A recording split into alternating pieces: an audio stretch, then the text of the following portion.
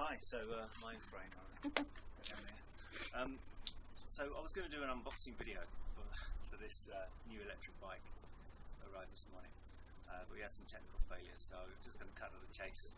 We've obviously taken it out of its box, stuck the battery on charge first thing. That's going to need an hour or two before we can get out and ride it.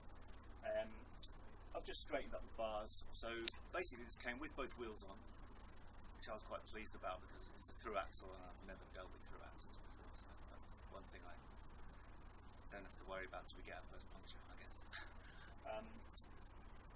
Just basically straighten these up. The gears and brakes just need lining up and getting in position. It's worth just taking a bit of time to do that, making sure everything's in the right position.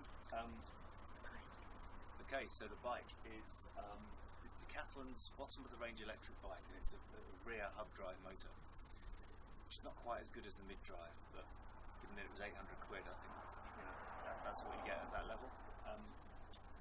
The advantage of that is you got your drive at the back where the weight is. I had a home built bike which had a front drive motor, and it seemed fine in theory, and then it was just losing traction everywhere. You got above about 10% gradient, it was just losing traction. So I think this is going to be better than that. Possibly not quite as good as a mid drive, but you get what you pay for. I'm going to start peeling some of these tape off now. So this is a eST 500. Wow. How heavy is it? I'm getting prompts from the camera lady here. It comes in about 22.5 kilos, I think. That's with the battery. So that's not too bad. I mean, that's about 7 kilos less than my homemade one. There you go. It's not too bad. What we've got here, eST 500 Sport Trail, and it's the women's specific model. You can tell because it's got this little pink bit on the handlebar stand.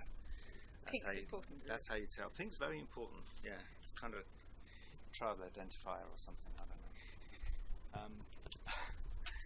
Joking aside, being a women's specific bike, I've got to complain about this saddle. Look at this. I mean, that is. I'm not going to measure it, but that's probably 12 centimeters wide.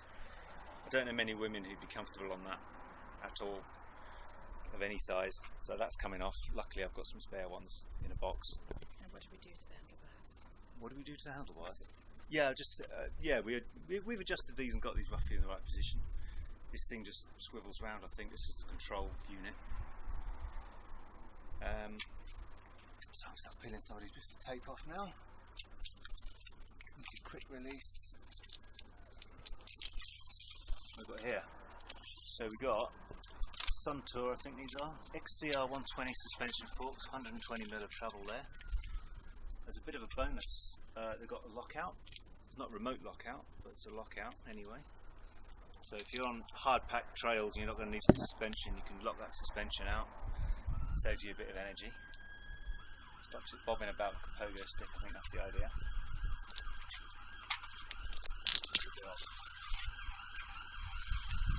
Okay.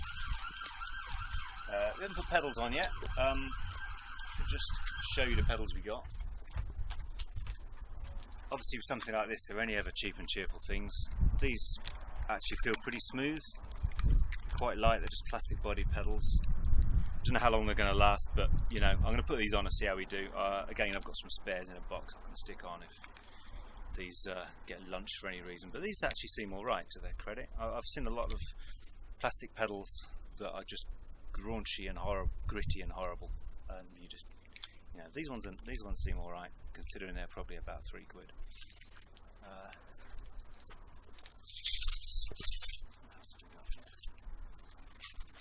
I see you've got little drillings to mount a rack on if you want. I think that's what that's for. Some more stinks there. Yeah, there was a few little scrapes and scratches on the bars.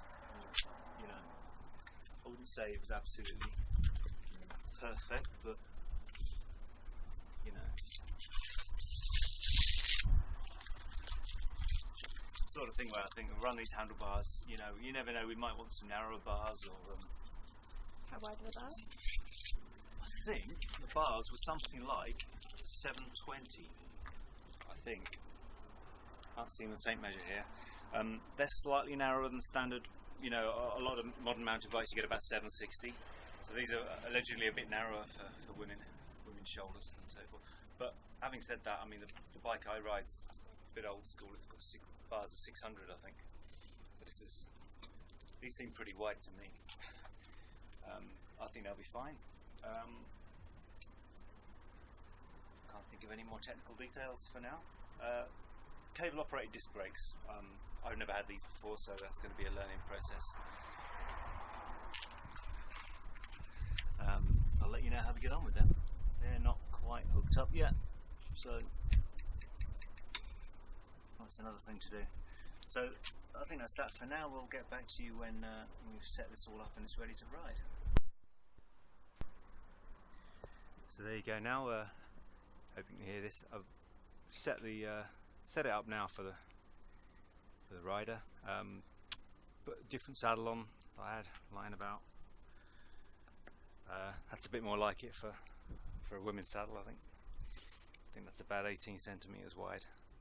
I don't know what that old one was doing on there, but that's cheap bikes for you. I think sometimes you just got to swap and change things until they're right for you. But that should be good now. We'll go out and ride later this afternoon, I think.